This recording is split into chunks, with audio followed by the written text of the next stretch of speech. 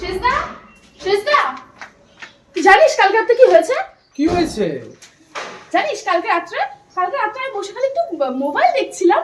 উমা, তোর বউ এসে বলে কিনা আমি নাকি সারাক্ষণ খালি মোবাইলে দেখতে থাকি।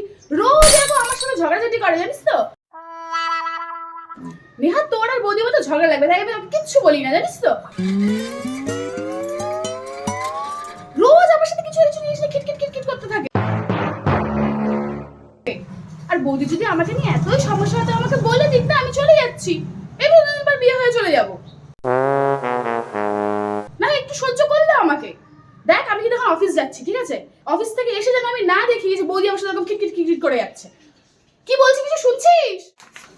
আরে শুনছি সবিতারা, বৌদির আজকে হবে। আর শোন না, আমি যা বলেছি সেসব কিন্তু আমার বলিস শুনিস না। তুই তোর মতো করে হালকা একটু বুঝিয়ে দিস, তাহলেই হবে, বুঝলি? তাহলে আমি গেলাম, টাটা। শাইনি,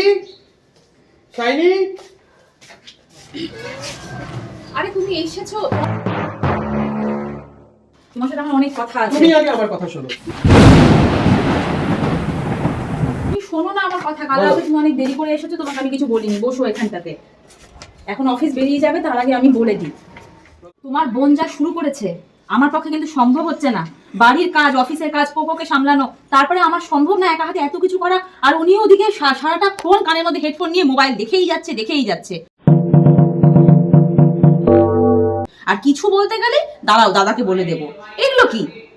এগুলো কি তুমি বলো? সবই বুঝলাম, কিন্তু যাই হোক, কয়েকদিন পরে তো বিয়ে করে চলে যাবে, ততদিন কি তুমি সহ্য করতে পারছো না? ও, তোমার বোনের বিয়ে হবে, আমি বিয়ে করে এই বাড়িতে আসিনি? আমার সর্বস্ব ছেড়ে আমি আসিনি?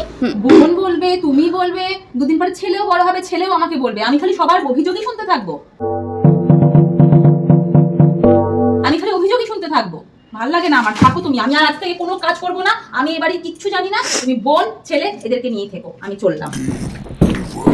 একদিকে বোন, একদিকে বউ, কি যে করি, কার কথা শুনি আমারই হয়েছে জানা।